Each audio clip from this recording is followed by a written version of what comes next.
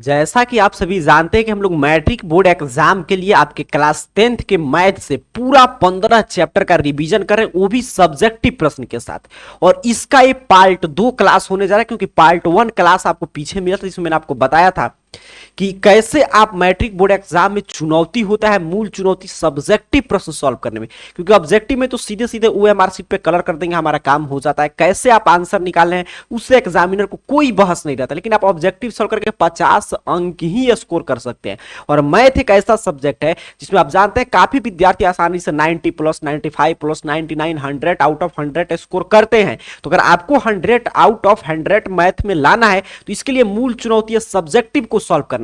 और सब्जेक्टिव में कैसे किस प्रश्न में लैंग्वेज लिखना है, कैसे उस प्रश्न को सॉल्व करना चाहिए ताकि पूरा में पूरा अंक मिले। अगर इतना आप सीख लिए तो ऑब्जेक्टिव तो सब्जेक्टिव के ही पैटर्न पे ना हम लोग बनाते हैं, तो आसानी से आपका 50 कंप्लीट हो जाएगा। तो इसीलिए सब्जेक्टिव की तैयारी कर रहे हैं हम लोग गेस प्रश्न के साथ, वैसे प्रश्न जो इस साल के पेपर में पूछे जाएंगे। और उसके साथ साथ सभी चैप्टर से, जैसे 15 प्रश्न आप जानते हैं लघु उत्तरीय बनाना होता है, तो 15 आपका चैप्टर भी है रियल नंबर से प्रायिकता तक। तो सभी चैप्टर से हम लोग सब्जेक्टिव प्रश्न की चर्चा कर रहे हैं। ठीक है, तो ध्यान से देखिएगा। यहां पे आपको याद होगा ये पार्ट 2 वीडियो होने जा रहा है, क्योंकि यहां पर शुरू से जो प्रश्न है, ये पहला चैप्टर से जो पहला प्रश्न था, इन सभी प्रश्नों की चर्चा हम लोग कर चुके हैं। इसलिए मैं बोलता हूं कि जब तक आपका एग्जाम नहीं बीतता है, मैट्रिक बोर्ड एग्जाम, तब तक आप इस चैनल को सब्सक्राइब करके रखिएगा और प्लेलिस्ट सेक्शन में जाकर देखिएगा, या लिंक चेक कीजिएगा, डिस्क्रिप्शन में भी मैं देने का प्रयास करता हूं। या चैनल को सब्सक्राइब करके वीडियो अगर आप जाकर देखिएगा तो पूरा वीडियो मिल जाएगा। या देख लीजिएगा टेलीग्राम का, व्हाट्सएप ग्रुप का डिस्क्रिप्शन में लिंक मिल जाएगा। वहां पे व्हाट्सएप ग्रुप या टेलीग्राम अपने सुविधा अनुसार आप ज्वाइन कर सकते हैं। वहां पे जो भी क्लास जाता है उसका अपडेट वहां पे सेंड कर दिया जाता है। ठीक, अगर आप कल के क्लास में होंगे तो आपको याद होगा यहां तक की प्रश्न हम लोग सीखे थे। बट अगर आप नहीं भी देखें तो आगे देखिए, क्योंकि हर एक जो प्रश्न आ रहा है, 8 नंबर प्रश्न था तो 8वें चैप्टर से 9 नंबर प्रश्न आएगा, 9वें चैप्टर का रिवीजन होगा।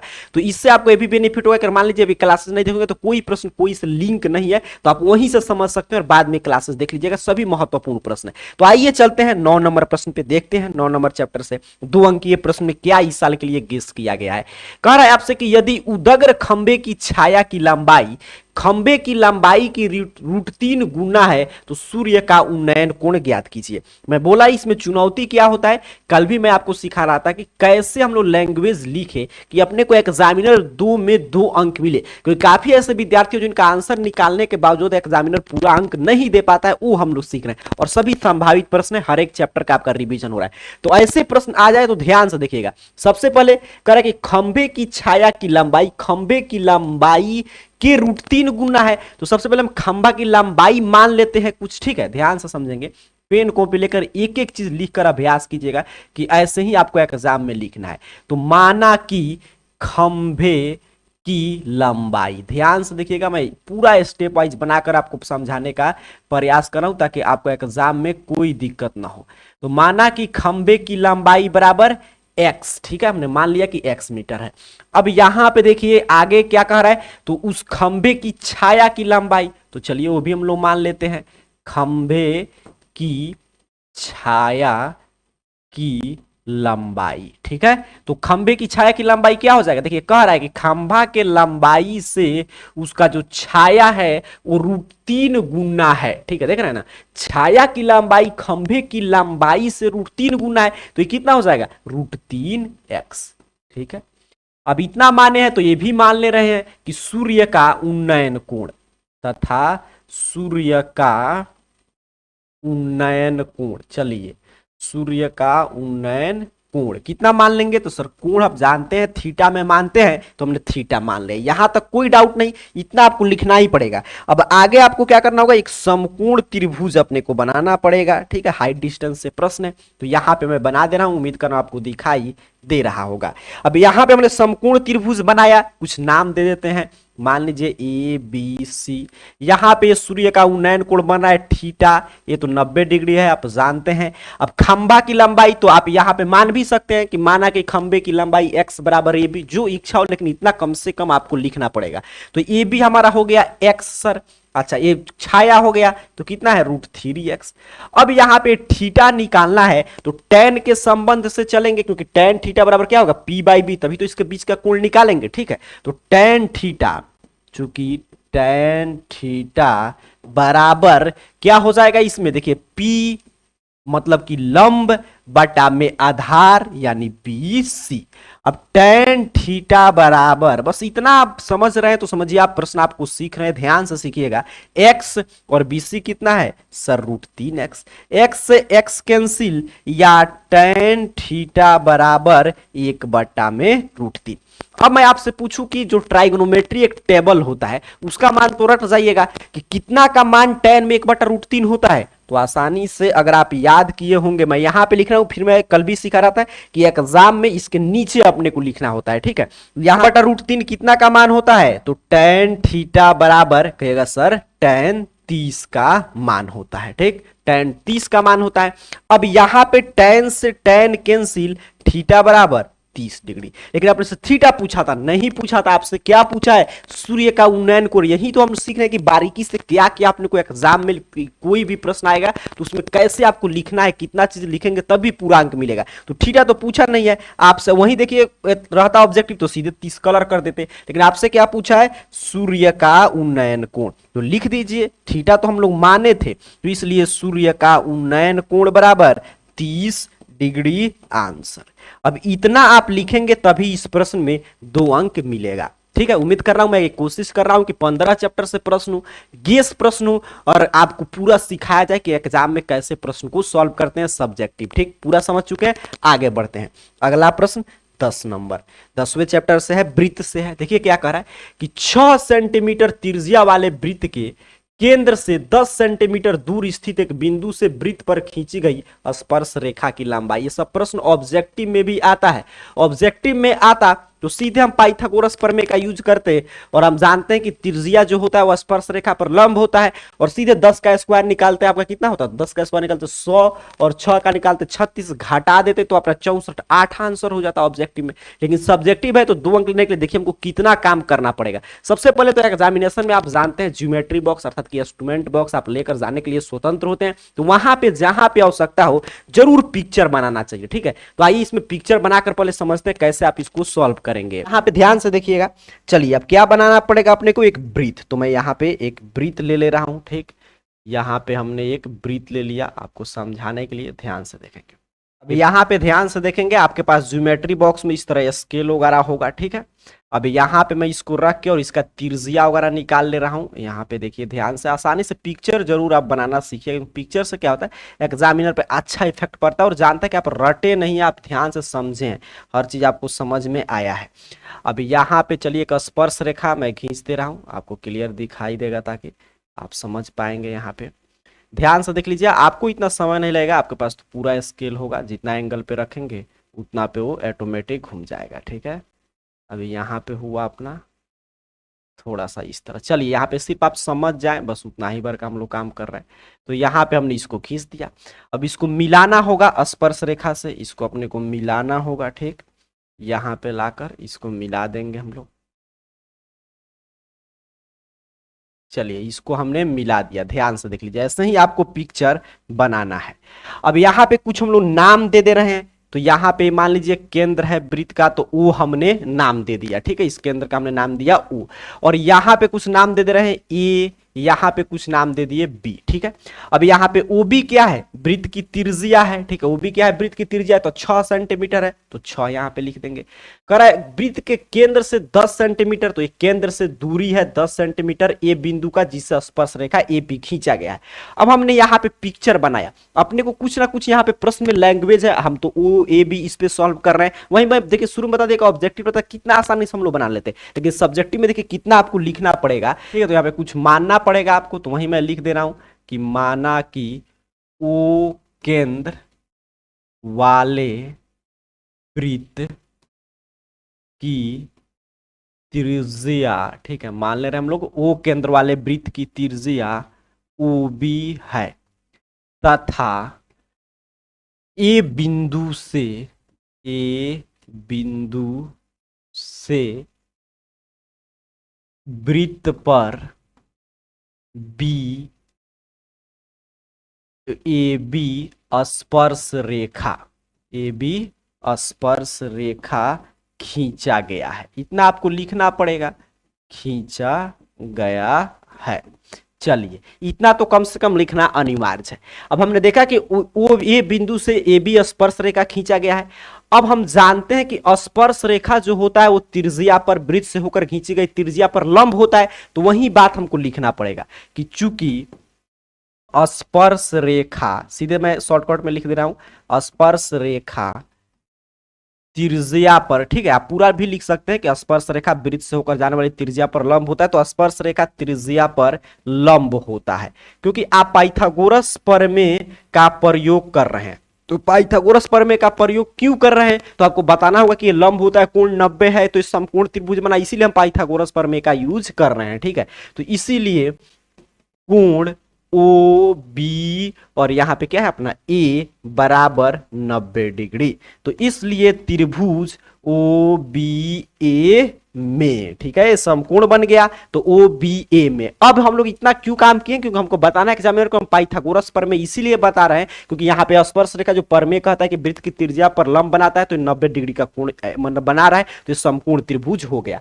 अब क्या होता है, तो कर्ण का स्क्वायर मतलब सर ओ ए का स्क्वायर बराबर ओ बी का स्क्वायर प्लस ए बी का स्क्वायर। अब ओ ए अपना देखिए क्या है, तो दूरी है, तो 10 का स्क्वायर, ओ बी क्या है, त्रिज्या है, 6 का स्क्वायर प्लस ए बी का स्क्वायर। अब मूल प्रश्न पे हम लोग पहुंचे हैं। अब समझिए आपका प्रश्न बन गया। फिर मैं बता रहा हूं एग्जाम में इसका नीचे बनाइएगा, मैं इस साइड बना दे रहा हूं। 100 और ए प्लस है तो इधर आकर -36 बराबर ए बी स्क्वायर, या सर ए बी बराबर 100 में 36 घटेगा 64 और वर्ग है तो वर्गमूल 8, यानी हमने क्या बता दिया कितना है 8 है। आपसे क्या पूछा था, ए बी पूछा था। ये सब छोटा छोटा बात आपको यही क्लास में सीखने को मिलेगा। आपसे ए बी थोड़ा पूछा था, आपसे क्या पूछा था कि वृत्त से खींची गई स्पर्श रेखा की लंबाई। तो अपने को इतना ही बस आपको मिस्टेक नहीं करना है, पूरा लिखना पड़ेगा। स्पर्श रेखा की लंबाई कितना हमने निकाल दिया 8 सेंटीमीटर, तो हमारा हो जाएगा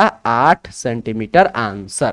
ठीक, चलिए ये भी आप प्रश्न सीखे हैं। अब ऐसा प्रश्न आएगा, देखिए आपको मतलब कि ऑब्जेक्टिव में भी ऐसा प्रश्न खूब मिलेगा, तो यहां से हम लोग सीधे सॉल्व कर लेंगे। जब मॉडल पेपर वगैरह सॉल्व करेंगे तो आप पूरा सब्जेक्टिव में तो इतना आपको बनाना पड़ेगा। अब इतना आप बना दिए, कोई भी एग्जामिनर अगर कॉपी चेक करे वो आपका अंक नहीं काटेगा। आगे बढ़े, अगला प्रश्न आपके स्क्रीन पे आने जा रहा है, ध्यान से देखेंगे। कह रहा है आपसे कि एक वृत्त के चतुर्थांश का क्षेत्रफल ज्ञात कीजिए। ठीक है, एक वृत्त है और इसके चतुर्थांश का क्षेत्रफल, वृत्त में क्या होता है त्रिज्या होता है आर, चतुर्थांश का क्षेत्रफल ज्ञात करें जिसकी परिधि 44 सेंटीमीटर है। काफी बहुआ टाइप प्रश्न है, ध्यान से देख लीजिएगा। अब देखिए पहले वृत्त की परिधि दिया है तो वहीं लिखेंगे कि चूंकि वृत्त की परिधि दिया है सवाल में, देख लीजिए जो पहले दिया है उससे हमको आर निकालना पड़ेगा। तो वृत्त की परिधि कितना दिया है 44 सेंटीमीटर। अब हमको क्या चाहिए, तो वृत्त की परिधि हम जानते हैं सर, फॉर्मूला क्या कहता है 2 पाई आर होता है, बिल्कुल सही, बराबर 44 सेंटीमीटर। या 2 तो अपना 2 है, पाई का मतलब गुरुजी 22/7, आर तो निकालने जा रहे हैं बराबर 44, या आर बराबर सर 44 इधर भागा में है तो इधर आकर गुना में, और ये सब गुना में है तो भागा में। 22 दूनी 44 से 44 कैंसिल, 7 सेंटीमीटर, अर्थात कि हमारा त्रिज्या कितना आ गया 7 आ गया। अब किसी वृत्त की त्रिज्या 7 है, कह रहा उसके चतुर्थांश मतलब वृत्त का जो क्षेत्रफल होता है पाई आर स्क्वायर, इसके 1/, इस तरह एरिया का क्षेत्रफल बताइए तो 1/4 पाई आर स्क्वायर कर देंगे, तो लिख देंगे सीधे सीधे फॉर्मूला। इसलिए वृत्त के चतुर्थांश, ठीक है, चतुर्थांश का क्षेत्रफल कितना होता है, तो 1/4 पाई आर स्क्वायर। अब चलिए मान पुट करते हैं, तो 1/4 तो 1/4 है, पाई 22/7 है, और आर हमने निकाल दिया 7 × 7, 7 से 7 कैंसिल, 2 से 11, 2 से 2, इतना बराबर सर जी 77/2, कटा देंगे तो 2 तिहाई 6, 2 8 16, या इतना बराबर 38.5 सेंटीमीटर स्क्वायर। ठीक है, क्षेत्रफल है तो स्क्वायर में होगा। अब जो भी आप लिखिए 77/2 लिखिए, 38.1/2 या 38.5 लिखिए, तो इतना हमारा आ गया वृत्त का क्षेत्रफल। देखिए कितना आसानी से आप बना लेंगे, इस तरह बनाइएगा आपको पूरा में पूरा अंक मिलेगा। आगे बढ़ते हैं। 15 चैप्टर का पूरा आपका रिवीजन हो रहा है थ्योरी का। और एक भी चीज है, और एक चीज और आपको ख्याल रखना है, मैथ का क्लास है, तो मान लीजिए सब प्रश्न आप नहीं सॉल्व किए, चाहे पीछे वाला या इसके पीछे वाला जो क्लास जो है, तो इसी बहाने आप सीख भी रहे हैं। तो इसलिए पेन कॉपी लेकर बारीकी से एक एक प्रश्न को देखकर सीखने का अभ्यास कीजिएगा, क्योंकि यही सब क्लास आपको मैथ में 100 लाने में, एग्जामिनेशन हॉल में मदद करेगा। ठीक है, आगे बढ़ते हैं, अगले प्रश्न की बात करते हैं। 12 नंबर प्रश्न काफी महत्वपूर्ण प्रश्न है। देखिएगा यहाँ से सीधे सीधे सब प्रश्न पेपर में देखने को मिलेगा। कह रहा है आपसे कि एक तार जो वृत्ताकार है, उसकी त्रिज्या 42 सेंटीमीटर है, उसे मोड़कर एक वर्ग बनाया जाता है, तो वर्ग की भुजा की लंबाई। ठीक है, एक तार वृत्ताकार है तो लिख देंगे, चूंकि वृत्ताकार जो सवाल में दिया है, तार की त्रिज्या एक प्रश्न में दे दिया है, तो यहां पे लिखना पड़ेगा 42 सेंटीमीटर। अब प्रश्न में क्या कह रहा है कि जो वृत्ताकार तार है उसको मोड़कर वर्ग बनाया जाता है। ठीक है, तो ये बहुत बड़ा पॉइंट आपको मिल गया प्रश्न सॉल्व करने के लिए। देखिए क्या कह रहा है कि वृत्ताकार तार को मोड़कर क्या बना रहे हैं सर, वर्ग बना रहे हैं, मोड़कर एक वर्ग बनाया जाता है। ठीक है, इतना आपको लिखना ही पड़ेगा, बनाया जाता है। अब देखिए तार को कोई भी आकृति है पहले और उसको तोड़कर अगर हम लोग वर्ग बनाएं, तो इसका मतलब क्या कहना चाहता है कि अगर वर्ग बनाएंगे तो इसलिए इसका परिमाप जो होगा आकृति का, भले ही आकृति बदल लेकिन परिमाप जो पहले था, क्योंकि वही वृत्ताकार तार मोड़ का हम लोग वर्ग बना रहे हैं, तो जो परिमाप पहले था वो परिमाप अब भी रहेगा। ये मूल कॉन्सेप्ट है। इस कॉन्सेप्ट को सीख लिया आप तो समझिए आपका क्वेश्चन बन गया। ठीक है, तो इसलिए वर्ग का जो परिमाप होगा वो किसके बराबर होगा, वृत्त के परिमाप के। ठीक है, क्योंकि वृत्ताकार तार था तो वृत्त के परिमाप के बराबर होगा। अब वर्ग का परिमाप फॉर्मूला याद कीजिए, 4 गुने भुजा 4 है जिसको हम लोग बोलते हैं, और वृत्त की परिमाप 2 पाई आर। अब 4a तो निकालना है, वर्ग की भुजा की लंबाई ज्ञात कीजिए।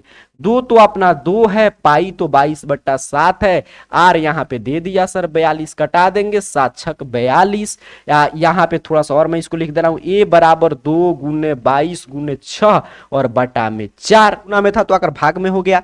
अब 2 से कटा दीजिए 2 और 2 से कटा देंगे 11, 11 में गुना करेंगे 66।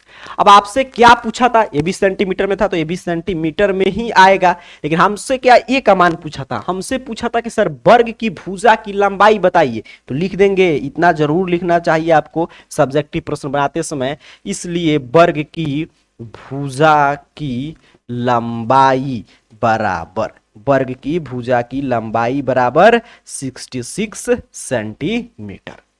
अब आपका पूरा ये प्रश्न कंप्लीट हुआ। अब ऐसा प्रश्न आएगा, उम्मीद कर रहा हूं आप इसको भी अब गलत नहीं करेंगे, आप प्रश्न भी बनाना सीख लिए और कैसे बनाते हैं पूरा स्टेप वाइज, ताकि पूरा में पूरा अंक मिले, ये भी आप सीख रहे हैं। ये चलिए आगे बढ़ते हैं। अगला प्रश्न 13 नंबर, ध्यान से देखेंगे।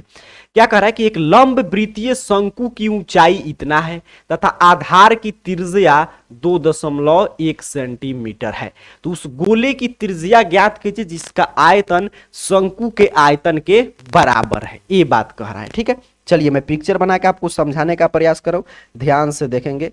ये क्या कहना चाहता है कि एक तो पहले क्या बनाना पड़ेगा आपको, शंकु। ठीक है, एक शंकु बनाना पड़ेगा।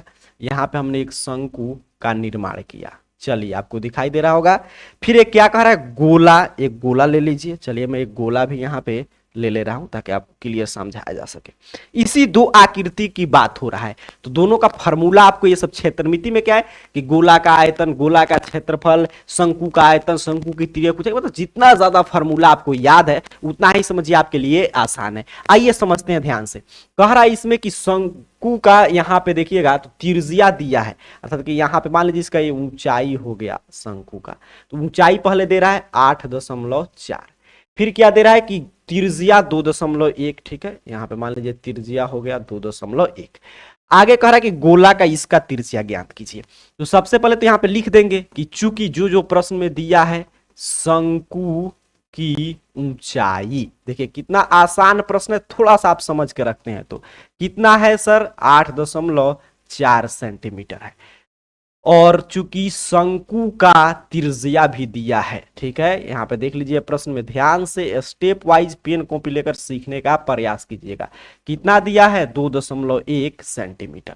अब प्रश्न में क्या कह रहा है कि ये गोला का त्रिज्या ज्ञात कीजिए जिसका आयतन शंकु के आयतन के बराबर है। यही तो दे दिया कि यहां से हम फॉर्मूला बैठाकर मान निकाल देंगे, ये मेन की पॉइंट हो गया प्रश्न का। तो चूंकि लिख देंगे यहां पे क्या कह रहा है कि गोला का आयतन जो है शंकु के आयतन के बराबर है, तो चूंकि गोला का आयतन बराबर है इसके, तो शंकु के आयतन के, ठीक है, ये दोनों बराबर है इसका आयतन। अब गोला का आयतन, ये फार्मूला आपको याद रहना चाहिए तभी यहां से आगे आप बढ़ पाएंगे। तो 4/3 पाई आर क्यूब, ये बराबर है किसके बराबर है, शंकु का आयतन 1/3 पाई आर स्क्वायर एच के, ठीक है, 1/3 यहां पे देखेंगे ध्यान से, 1/3 पाई आर स्क्वायर एच के। अब चलिए मान रखते हैं, तो गोला में तो कुछ नहीं मालूम है, ठीक है, लेकिन यहां पे देखेंगे ध्यान से, तो 3 से 3 कैंसिल, पाई से पाई कैंसिल। आर सार कटा सकते हैं, नहीं कटा सकते, क्योंकि ये शंकु का है ये गोला का है, ये क्लियर आपको समझना है। यहां पे क्या बचा, 4r³ बचा। यहां पे क्या बचा, आर स्क्वायर, मतलब आर यहां पे लिखे थे हम लोग, त्रिज्या कितना है शंकु का, 2.1 का स्क्वायर। एच बचा मतलब 8.4 बचा, या r³ बराबर सर 2.1, और ये 2 बार लिखेंगे क्योंकि स्क्वायर है, 8.4, और यहां पे गुना में है तो भाग में कटा देंगे, 4 2.1, या r³ बराबर 2.1 का होल क्यूब, 1 2 3 बार आ गया, तो इसका मतलब इसका पावर कितना होगा, 3 होगा। ए से यहां से 3 से 3 कैंसिल, यहां पे मैं लिख दे रहा हूं, ठीक है, इसलिए r बराबर 2.1। हमने त्रिज्या बता दिया, किसका r बताए हैं, शंकु का तो दिया था, गोला का। अब यहां पे देखिए, इसलिए हम लोग लिख देंगे, पूछा है कि उस गोले की त्रिज्या, हमसे r नहीं पूछा, पूछ रहा है गोले की त्रिज्या, तो लिख देंगे इसलिए गोले की त्रिज्या, इतना आपको जरूर लिखना चाहिए, ठीक है, तभी प्रश्न पूरा आपका कंप्लीट होगा, बराबर 2.1 सेंटीमीटर आंसर। देखिए काफी शानदार ये भी प्रश्न था, उम्मीद कर रहा हूं आप सीखें समझें, ऐसे ही प्रश्न आएगा तो आपको ऐसे ही बनाना है पूरा स्टेप वाइज। बस आपको क्या करना है, थोड़ा सा और आप बीच में गैप छोड़िएगा, इसको नीचे हम कोशिश करते हैं एक ही पे हो जाए ताकि आपको पूरा अच्छा से पूरा प्रश्न दिखाई दे। पेन कॉपी लेकर जरूर ये सब क्लासेस देखिए, क्या कि इसमें ज्यादातर ऑब्जेक्टिव बच्चे सॉल्व करते रहते हैं, लेकिन सब्जेक्टिव में ही वो जाकर फंसते हैं। ऑब्जेक्टिव तो आप ये सब बना लिए, तो आपसे जब पूछेगा गोला का आयतन, शंकु का आयतन, तो सब यहीं से रहेगा, ऐसे कटाकर आप बना सकते हैं। तो ध्यान से अंत तक देखिएगा। चलिए पहुंच चुके हैं 14 नंबर चैप्टर पे, और यहां पे सांख्यिकी से शानदार प्रश्न आपके सामने रहा। आइए अब देखते हैं क्या कह रहा है। कह रहा है आपसे कि ये चर दिया है, और देखिए कितना शानदार प्रश्न है, बारंबारता दिया, कह रहा है माध्य बताइए, यहां पे देखिए कह रहा है माध्य ज्ञात कीजिए। ठीक है, आइए माध्य ज्ञात करते हैं। अब ध्यान से एक चीज आप समझेंगे कि जब भी यहां पे चर और माध्य मतलब कि पूछे, तो चर का मतलब क्या, माध्य निकालने के लिए हम क्या करते हैं, फॉर्मूला पहले याद कीजिए, सिग्मा एफ आई एक्स आई बटा सिग्मा एफ आई। एक्स आई अपने को चाहिए, ठीक है, फिर एफ आई अपने को चाहिए, एफ आई मतलब बारंबारता, और फिर उसका गुणनफल तो हम लोग निकाल ही लेंगे। तो इसमें जो चर दिया रहता है, इसमें वर्ग चिन्ह नहीं है, कहीं पे वर्ग है नहीं है, तो ये चर होता है एक्स आई का मान, और बारंबारता तो आप समझ रहे हैं एफ आई का मान है, ठीक है। तो इसमें क्या क्या दिया है यहां पे देखते हैं ध्यान से। तो इसमें चर दिया है, चर मतलब सर एक्स आई दिया है, बारंबारता दिया है, बारंबारता मतलब क्या दिया है आपको, तो यहां पे एफ आई दिया है, ठीक। फिर आपको क्या निकालना पड़ेगा, गुणनफल, फिर हमको क्या निकालना पड़ेगा, इनका गुणनफल, मतलब सर एफ आई एक्स आई, ये चीज चाहिए हमको माध्य निकालने के लिए। अब चर में क्या क्या दिया है इसको देखेंगे, तो चर में दिया है, देखिए यहां पे क्या 2, फिर यहां पे दिया है 4, यहां पे ऊपर देखिए 4 दिया है, ध्यान से देख लेंगे 4, फिर यहां पे क्या दिया है 3, फिर दिया है 7, फिर है अपना 8, और नीचे हमको क्या निकालना पड़ेगा, योगफल। ये आपको याद रहना चाहिए, इतना चीज इसमें दिया है। अब इसको आप इंस्ट्रूमेंट बॉक्स वगैरह लेकर जाएंगे तो आसानी से आप इसको अच्छा से और बना सकते हैं, ठीक है। मैं यहाँ पे थोड़ा सा इसको लाइनिंग वगैरह दे रहा हूं ताकि आपको यहाँ पे स्पष्ट दिखाई दे कि कौन किस कॉलम में है। यहाँ पे भी हो गया, चलिए इसको अब हटाते हैं, इसका काम खत्म। अब यहां पे ध्यान से देखिएगा, इतना आपको बनाना पड़ेगा। अब बारंबारता भी अपने को दिया है, बारंबारता क्या दिया है, 3 4 2 4 और 6। अब इसका योगफल निकाल लेते हैं, तो 4 3 7 2 9 9 और 4 आपका 13 और 6 19, ठीक है, योगफल आ गया 19। अब इसमें क्या है, गुणनफल है, इसको गुना कीजिए, 2 3 6 और यहाँ पे 4 चौका 16 और 3 दूनी 6 और फिर यहाँ पे 7 चौका 28, 8 छक 48। चलिए इसको जोड़ देते हैं, ठीक है। जोड़ के यहाँ पे आपको लिखना पड़ेगा, तभी तो इसका भी योगफल लगेगा सिग्मा एफ आई एक्स आई और फिर सिग्मा एफ आई बाटा में करेंगे तो पूरा जोड़ दीजिएगा तो यहाँ पे 6 6 12 और 16 28 104, ठीक है। 104 आपका हो जाएगा यहाँ पे योगफल। अब हमने यहाँ पे योगफल निकाल लिया इसका और इसका। अब तो आसान हो गया, हमको सीधे x बार मतलब माध्य का फॉर्मूला लगाना है तो लिख देंगे, फिर आपको नीचे काम करना है, मैं इस साइड बना दे रहा हूं। इसीलिए माध्य बराबर सिग्मा एफ आई एक्स आई बटा सिग्मा एफ आई। अब सिग्मा एफ आई एक्स आई कितना आ गया 104 और ये कितना आ गया अपना 19, कटा देंगे 19 बचे में 95 चौका 76 लगभग 7 इतना आएगा लगभग, ठीक है। लगभग लिख दीजिएगा और आंसर होगा, ये डिजिट सही होना चाहिए। तो यहाँ पे आपको क्या सीखना है कि चर मतलब एक्स आई होता है। अब क्लियर आप समझ चुके हैं। ऐसा प्रश्न आ गया एग्जाम में आसानी से, इसी तरह इतना ही स्टेप में आपको सॉल्व करना है, अपने को पूरा अंक मिलेगा। चलिए आगे बढ़ते हैं। अंतिम प्रश्न है और प्रायिकता से। प्रायिकता से तो काफी आसान प्रश्न आता है, लेकिन ऑब्जेक्टिव में भी ये प्रश्न आता है और सब्जेक्टिव में भी। कह रहा है 2 सिक्का को एक बार उछाला जाता है, ठीक है। 2 सिक्का है, एक बार उछाला गया, कम से कम एक पृष्ठ आने की प्रायिकता। तो पहले तो कुल परिणाम निकालेंगे, तो आइए पता करते हैं। तो चूंकि 2 सिक्का के उछाल में मतलब 2 सिक्कों को उछाला जाता है, जो प्रश्न में कह रहा है वो बात हम लोग लिखेंगे, उछाला जाता है। इसलिए कुल संभावित परिणाम, पहले हमको क्या लिखना पड़ेगा, कुल संभावित परिणाम क्या होगा, संभावित परिणाम। अब कुल संभावित परिणाम, तो 2 सिक्का को उछालेंगे तो हो सकता है हेड हेड आए, हो सकता है टेल टेल आए, हो सकता है टेल हेड आए, हो सकता है हेड टेल आए, मतलब 4। कुल संभावित परिणाम 4 हो गया। अब आपने से क्या करें, कम से कम एक पृष्ठ, कम से कम एक पृष्ठ। अब कितना में है, मतलब ई के अनुकूल परिणाम की संख्या ये हो गया। तो कम से कम एक पृष्ठ का मतलब हेड की बात कह रहा है, ठीक है। वहां पे इंग्लिश में भी प्रश्न होगा, तो इसमें एच एच में एक हेड है, कम से कम एक, अधिकतम जो भी हो। यहां पे भी एक हेड है और यहां पे भी एक हेड है, मतलब कितना आ गया 3।